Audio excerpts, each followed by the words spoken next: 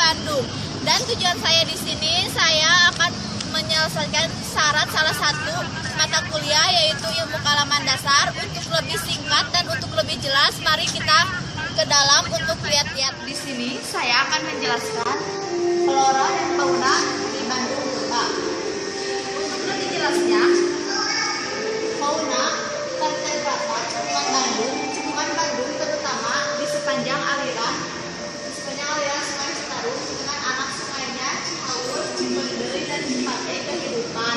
Hal ini dibuktikan dengan ditemukannya berbagai fosil vertebrata termasuk manusia prasejarah atau manusia tawon. Beberapa fosil yang ditemukan di daerah ini adalah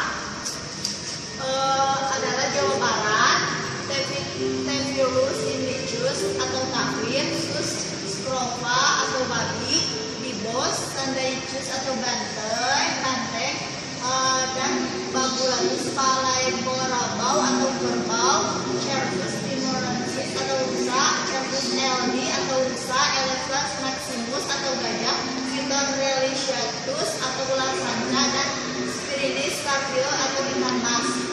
Fosil ular sanca ditemukan pada September 1985 oleh Darwin Siregar dan Dr. Samuel Aziz, peneliti dari Pusat Penelitian dan Pengembangan Geologi sekarang Museum Geologi di Desa Ciharuman, Kecamatan Cililin, Kabupaten Bandung. Fosil ini merupakan fosil ular pertama di satu-satunya yang pernah ditemukan di Indonesia.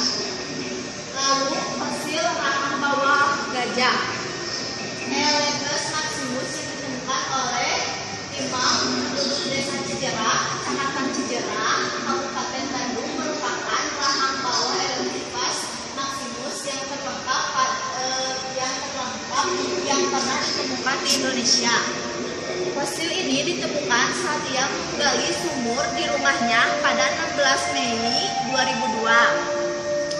Temuan ini bertepatan pula dengan ulang tahun Museum Geologi ke-73 atau Museum Geologi Bandung diresmikan 16 Mei 1929. Untuk lebih jelasnya kita lihat di sini.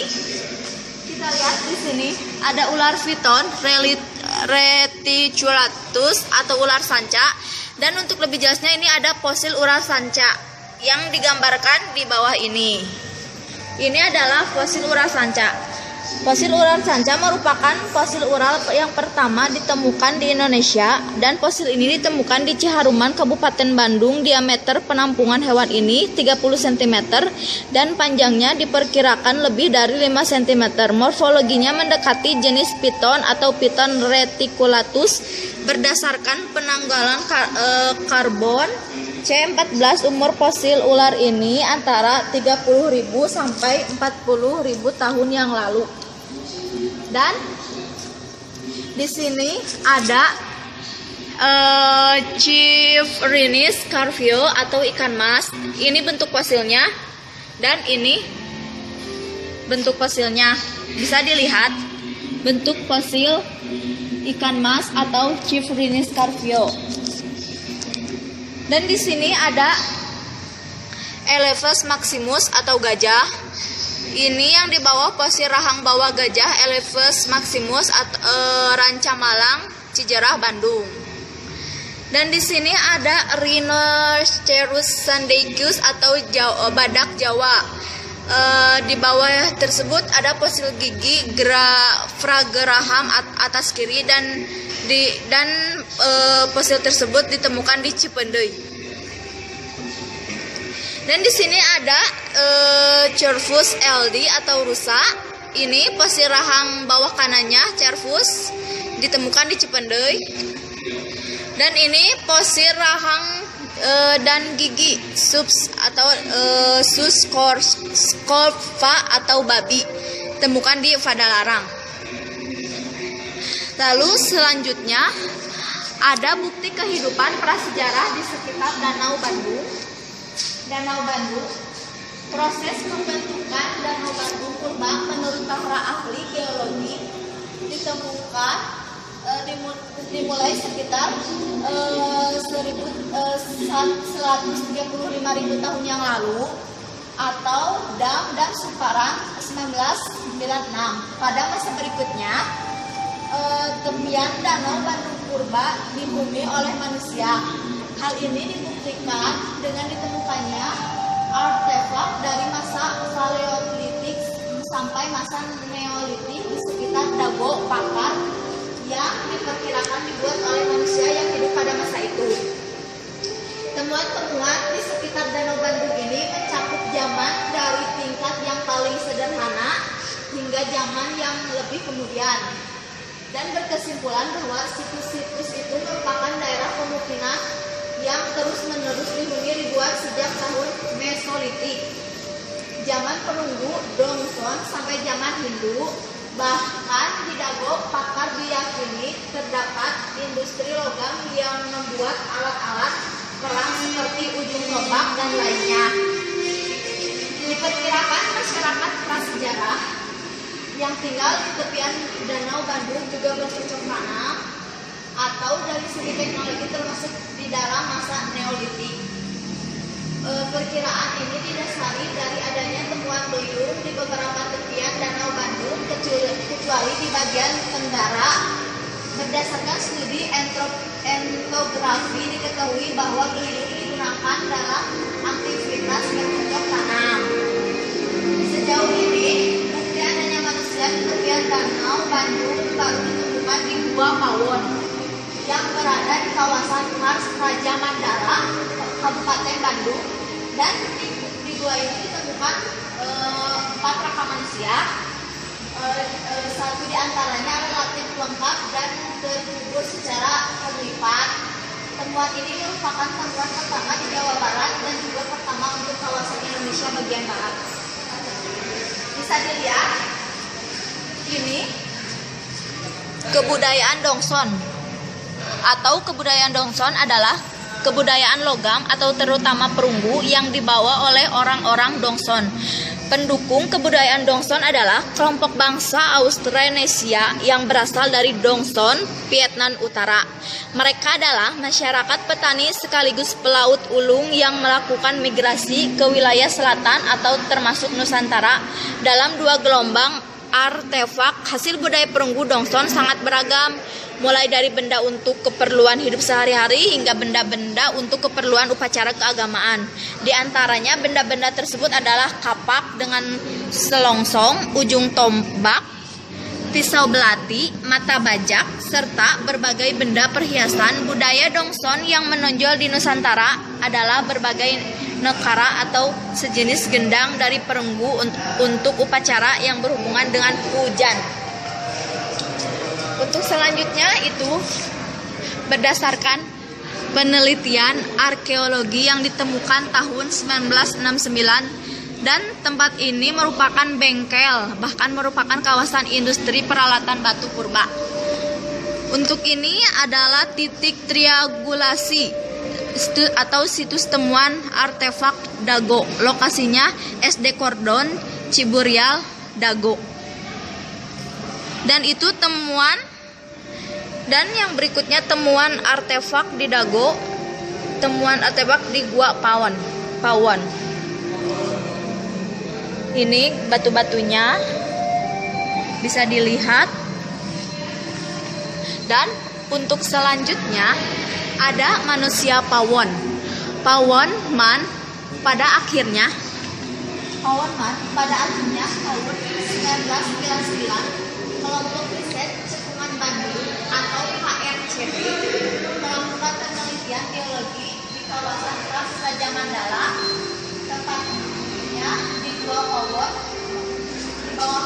Pawon, Gunung Pasigit, Padalarang, Kecamatan Cipatat, Kabupaten Bandung. Dalam kegiatan penelitian ini ditemukan berbagai alat dan perkakas satu artefak.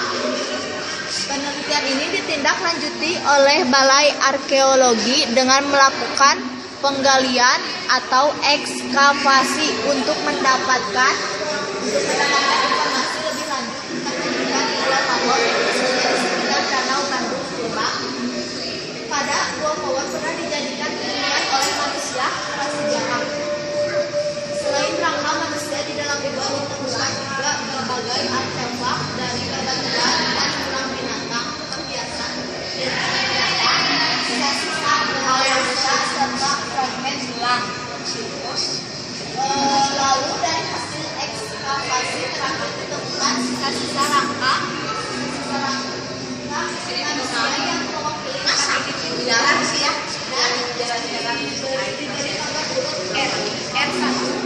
F2 dan F3 lalu F4.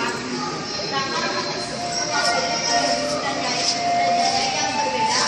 Analisa mur yang dilakukan berdasarkan fungsi karbon atau karbon dan manganis atau analisa power ini antara 560 m atau 500 sampai 1500 tahun yang lalu. Bisa dilihat gambarnya. Mulut gua pawon dilihat dari arah utara. Lalu titik lokasi panggilan di dalam gua pawon bisa dilihat. Lalu kerangka manusia pawon. Ini beberapa bentuk serpih dan bilah. Lalu lancipan tunggal dari tulang, lengan mecaca. Lalu yang di sebelah sini lancipan tunggal dari tulang dengan macaca. Sisa perhiasan yang terbuat dari gigi ikan hiu. Lalu ini panorama Kars Taman Batu atau Stone Garden di puncak Pasir Pawon. Gunung Masigit di kawasan Kars Manjala, batu gampingnya ditambang untuk bahan pengguna. Selanjutnya, Gajah Ranca Malang. Gajah Ranca Malang. Gajah Ranca Malang ini pada 16 Juli 2004 sebuah fosil rahang bawah gajah ditemukan oleh Iman Rismansyah, penduduk kampung Ranca Malang, Desa Marga Asih, Kecamatan Marga Asih, Kabupaten Bandung, Jawa Barat. Fosil tersebut ditemukan pada saat menggali sumur di rumahnya pada kedalaman 5-6 meter. Bisa dilihat pemukiman tempat ditemukannya fosil rahang tersebut. Ini lokasi temuan fosil atau rumah temuan fosil rahang gajah pada sumur salah satu rumahnya warga. Dan ini fosil rahang gajahnya bisa dilihat pada lapisan konglomerat atau dalam sumur. Dan ini Elephas maximus atau Linus. Dan untuk selanjutnya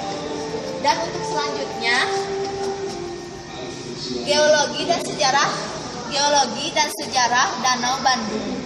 Danau Bandung yang dialasi oleh batuan tersier terbentuk sekitar 135.000 tahun yang lalu sebagai akibat tersumbatnya aliran Sungai Citarum oleh endapan dari letusan gunung api Sunda. Danau Bandung ini terbagi menjadi dua subcekungan, yaitu subcekungan Batu Jajar di bagian barat dan subcekungan Bandung di bagian timur. Keduanya dipisahkan oleh deretan vulkanik Salacau yang berarah dari Laut Tenggara di luas Danau Bandung sekitar 50 kali 15 km. Air danau raksasa ini mencapai garis ketinggian 700 sampai 712,5 meter di atas permukaan laut. Menurut para peneliti, Danau Bandung mulai surut atau mengering sekitar 16.000 tahun yang lalu. Akibat menguasnya air danau melalui rengkakan yang terdapat di daerah Pasir Larang dan Pasir Kiara yang kemudian mengalir melalui Sangiang Tikoro. Dan bisa dilihat dari gambar tersebut itu ada garis-garis garis merah putusan-putusan, dan garis merah putusan tersebut merupakan batas perkiraan Danau Bandung Purba. Diambil dari citra satelit Landsat yang diolah secara Digital Elevation Model atau DEM. Dan ini bisa dilihat peta Danau Purba yang bawahnya Bukit Semar yang terdiri batu gamping ditambang untuk bahan bangunan. Lalu sisa galian teras, pasir dan obsidian di Gunung Kendak, Gunung Salacau, Lagadar, Cimahi Selatan, jembatan jalan tol Cipularang melewati lembah Sungai Cimeta atau Sungai Citarum Purba, Ranca Ekek, batas ujung timur Danau Bandung Purba, panorama daerah Batu Jajar, Ciparai, batas ujung selatan Danau Bandung Purba, Waduk Saguling, batas ujung barat Danau Bandung Purba, Sangiang Tikoro, lalu Gawir Sesar Lembang, Buti Tunggal. Dan inilah penjelasan dari saya. Dicukupkan sekian dan terima kasih. Assalamualaikum warahmatullahi wabarakatuh.